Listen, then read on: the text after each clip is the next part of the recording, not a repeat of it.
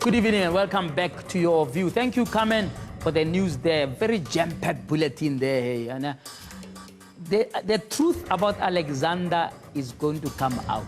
It doesn't matter how much threats, how much intimidation those who are involved can meet out. Okay? If you live in Alexander, and a lot of you have been contacting us and phoning and saying, hey, you are only scratching the surface. These people stole money, man. They stole. They are hiding assets. They are running for cover.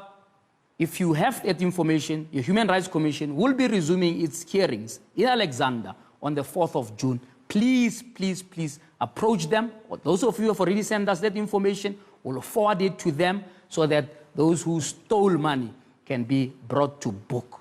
Doesn't matter what they do. They can threaten all they want. What's going to happen is that the truth will come out. That's what must happen. That's what governance means. Democracy means that people must account. And that is what's going to happen. And I want to talk about that in terms of Africa tonight. Tonight, we're going to be having our inaugural roundtable on Africa at 11 o'clock. Please do stay up for that.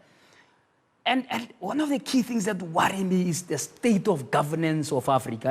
A few weeks ago, actually, the African heads of state meeting in Ethiopia adopted what was called the State of Governance Report for Africa.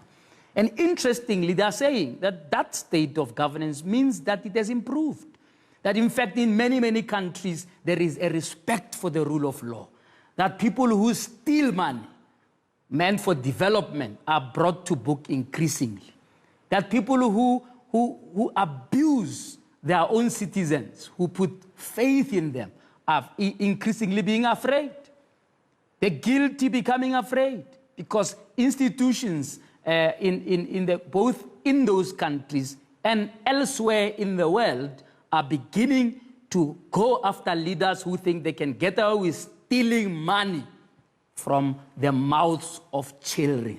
And I think I quite like the ring of it. I know that it is not something that will happen overnight, because one of the big problems that stand in the way of development is our whole leadership structure in the continent. That is at the heart of democracy. Our leadership structure is victim to something called the big man syndrome. Hey, Africa is in trouble with that, man. Big man syndrome. You know, a big man with limousines and big securities and what have you. You know, the Idi Amin syndrome, where guys refuse to leave office. There's just something. There must be a bug that stings you as soon as you are elected, man. And this bug, after it stings you, you don't want to quit. You may be 93, like Mugabe. You refuse to quit. I mean, Mugabe stayed in office until he was vegetating, man. Hey? Until he was hopeless. I mean, what new idea can you tell me at 93? And what was worse was that the leaders decided that, no, this is the best guy. I mean, just 2 years ago, they made him the head of the AU. It must shame these leaders. You know, there's something I like about what Bani Mthombo wrote in the Sunday Times when this happened, and said, Mugabe and these leaders deserve each other. Because they go there, instead of getting somebody fresh and young and energetic who can actually take the place forward. No, they Mugabe, who's falling off stairs and can't do anything coherent. And then, you know, he calls a press conference. They're trying to remove him from office. He's calling a press conference, and they hide the speech. They give him a new speech. It's a mess. And, you know, in Africa, we respect our elders. But sometimes, to see them being used as puppets and props for those who want to steal further. Because there's nothing else that Mugabe was staying in office for other than to protect the generals and all these people who have been stealing for years from the people of Zimbabwe. He's retiring. Apparently, the wife is busy beating up, you know, domestics. It's a bad, because now when they get out of office, they run senile. They don't know what's going on because they are used to people doing everything for them and pomp and ceremony and being wasted, you know, and rotten by people who actually, you know, worship them. We must stop that worshiping of leaders. Leaders must know that they are servants, and they're servants for a time, and they must go, man. You know, I mean, if you look at this chap from, I think from Malawi, no, it's in Malawi, Museveni. Ay. You know, the guy is senile. I mean, I'm sorry. Senile. There's no other way to describe it. He passes a law that says gays and lesbians must go away and so on. Something that doesn't make sense in this day and era, okay? His own daughter is a lesbian in the house. They're going to kill and they're going to hang people who are gays and lesbians. He forgot to check at home. This is how senile these leaders can become. It's bad. This big man's throne is bad. You go to Swaziland here, the place can hardly, it doesn't even qualify as a township. You understand? But there's a big man there who buys jets, who flies around the world, who borrows money from South Africa, saying, hey, to help us who are starving. Then take that money and flies a jet. I mean, it's bizarre. No, but we accept it now. They say, why is this guy getting excited? I mean, this is what happens all over the place. We must stop it. We must stop it, this big man syndrome. Here at home, Mangosuthu Buthelezi has played a fantastic role in South African politics. Forget about that, he was a Bantustan leader at some point. Hey, by the way, if you want him to be very angry, just say to him, Bantustan. He once said to an SABC journalist, hey, Mr. Mazibu, why would you call a king's crawl a Bantustan? He interviewed him. And of course, he wanted to beat somebody with a knobgear in the studio. And so I'm safe being by myself talking about him. But he's 90 years old, man. He's still going to Parliament next week again. When is he going to retire and enjoy his retirement? When is he going to relax and just enjoy life? No, he's going to Parliament. Hey, I'm still a leader. The people want me. And this big man, hey, they love to say the people want. They are surrounded by charlatans who tell them, Chief, you're still fine. This is what happened to Thabo Mbeki, a brilliant intellectual leader of our people, years in struggle, and then he wants a third term. You ask him, why do you want a third term? No, our people, branches want me.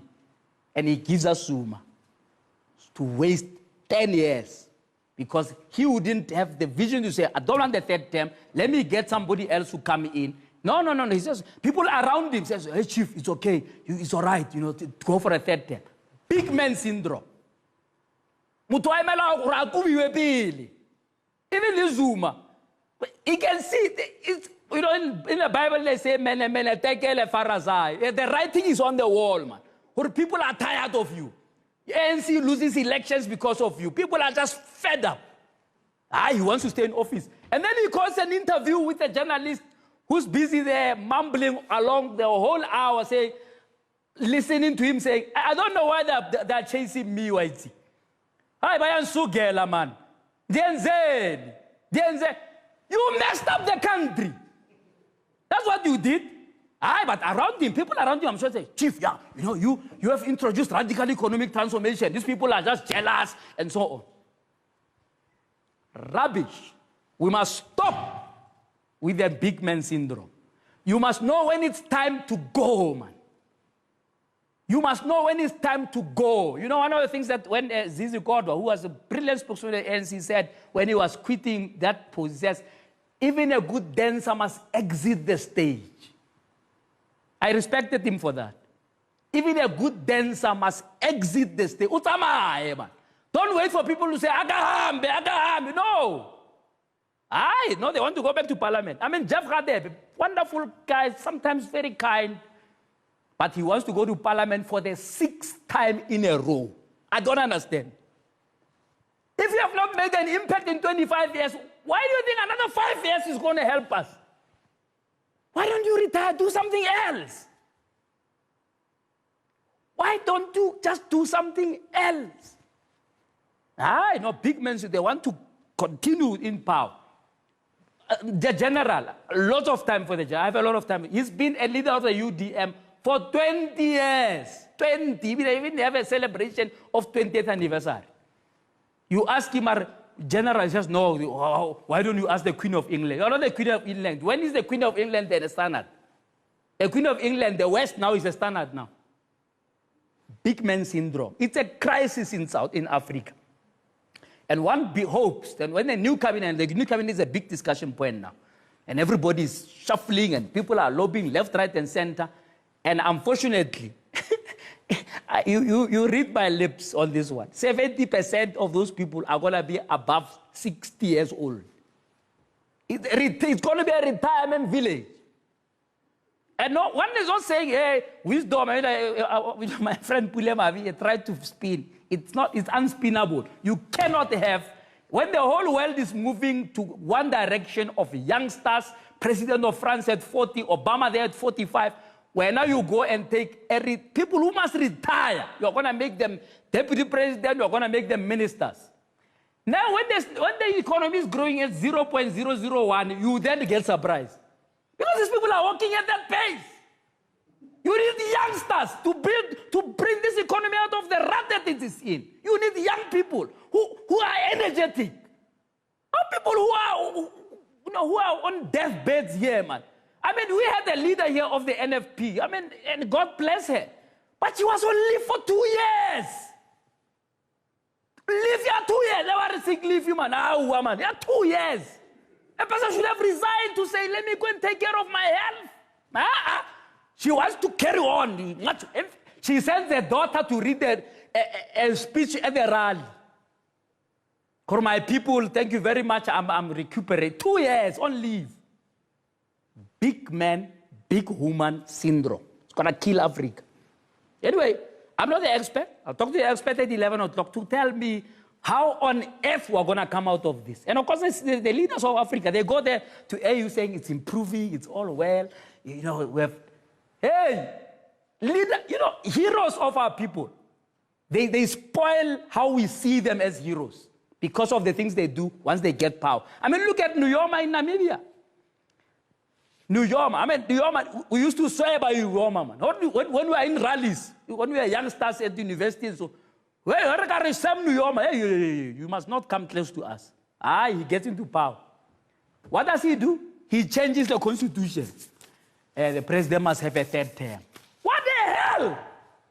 What happens to people when they're in power, man? What happens to them that makes them so mad about remaining in power? Yeah, man. No. Anyway, let's take a break. For the break, we talk to the president of ATM. They want 2 seats to go to parliament to see how they can shake things up there. So do stay tuned for that conversation.